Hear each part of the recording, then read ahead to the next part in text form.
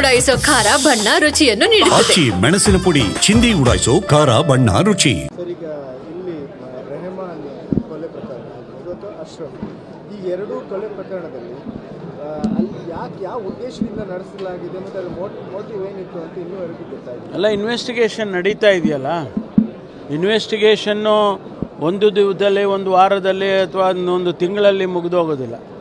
ಅದಕ್ಕೆ ನಾವು ಬುಡಕ್ಕೆ ಹೋಗಬೇಕಲ್ಲ. ಇದರ ಎಲ್ಲಿಂದ ಆಯಿತು, ಯಾರು ಇದರ ಹಿಂದೆ ಇದ್ದಾರೆ, ಅದನ್ನೆಲ್ಲ ನಾವು ತಿಳ್ಕೊಬೇಕಾದ್ರೆ ಇನ್ವೆಸ್ಟಿಗೇಷನ್ ಭಾಳ ಥರೋ ಇನ್ವೆಸ್ಟಿಗೇಷನ್ ಆಗಬೇಕು. ಅದನ್ನು ಮಾಡ್ತಾ ಇದ್ದಾರೆ. ಯಾಕಂದರೆ ಒಂದು ಪರ್ಸನಲ್ ರೈವಲ್ರಿಯಿಂದ ಆಗಿದೆ, ಇನ್ನೊಂದು ಕಡೆ ಅದು ಕೋಮು ದ್ವೇಷದಿಂದ ಆಗಿದೆ. ಯಾವುದು ಗೊತ್ತಿಲ್ಲ ನಮಗೀಗ ಏನು ಹೇಳಕ್ಕೆ ತನಿಖೆಯ ವರದಿ ಬರೋವರೆಗೂ ಪರ್ಸನಲ್ ರೈವಲ್ರಿಯಿಂದ ಆಗಿದೆಯಾ, ಕೋಮು ದ್ವೇಷದಿಂದ ಆಗಿದೆಯಾ, ಏನನ್ನು ನಾವು ಹೇಳೋಕ್ಕಾಗೋದಿಲ್ಲ.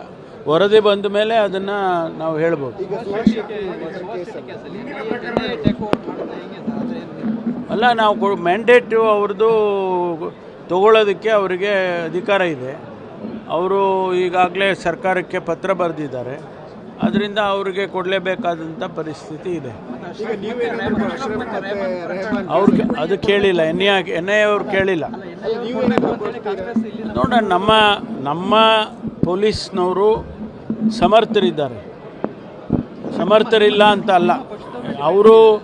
ಅವರೇನು ಎನ್ ಐ ಎನವ್ರು ಕೇಳಿದ್ದಾರೆ, ಅವರು ಸ್ಪೆಸಿಫಿಕ್ಕಾಗಿ ಆ ಕೇಸ್ ಯಾಕೆ ಕೇಳಿದ್ದಾರೆ ಗೊತ್ತಿಲ್ಲ ನನಗೆ.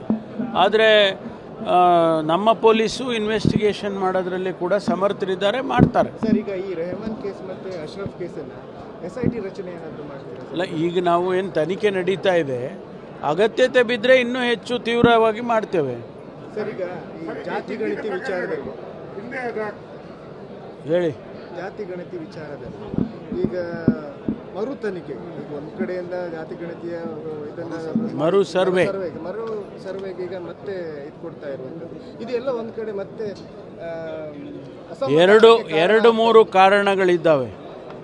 ಒಂದು, ಅನೇಕ ಸಮುದಾಯಗಳು ಅವರ ಧ್ವನಿಯನ್ನು ಎತ್ತಿದೋ, ನಮ್ಮ ಸಮುದಾಯ, ನಮ್ಮ ಜಾತಿ ಕಡಿಮೆಯಾಗಿದೆ, ಹೆಚ್ಚಾಗಿದೆ, ನಾವು ನಿರೀಕ್ಷಿಸಿದ ಮಟ್ಟಕ್ಕೆ ಆ ಸಂಖ್ಯೆ ಇಲ್ಲ ಅಂತಕ್ಕಂಥ ಮಾತನ್ನು ಅನೇಕ ಜನ, ಅನೇಕ ಸಮುದಾಯಗಳು ಸರ್ಕಾರದ ವಿರುದ್ಧವಾಗಿ ಮಾತಾಡಿದರು.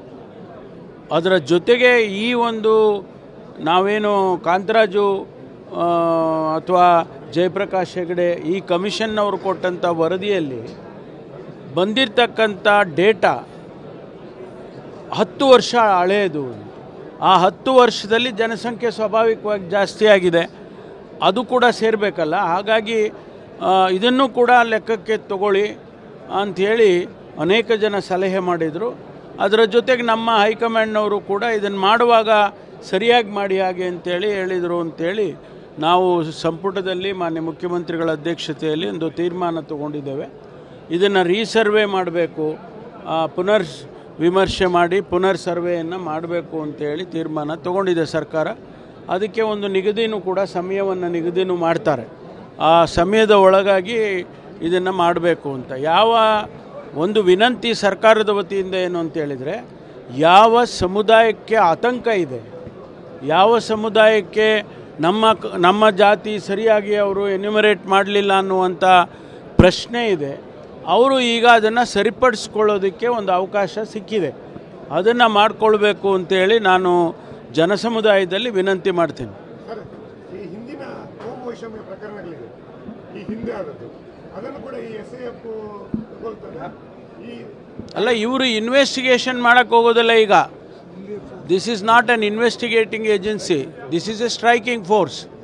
ಎಲ್ಲಿಯಾದರೂ ಆ ರೀತಿ ಆದರೆ ಅವ್ರನ್ನ ಹಿಡಿದು ಅವ್ರ ಮೇಲೆ ಕೇಸ್ ಹಾಕಿ ಅವ್ರಿಗೇನೆಲ್ಲ ಮಾಡಬೇಕು ಮಾಡ್ತಾರೆ. Thank you.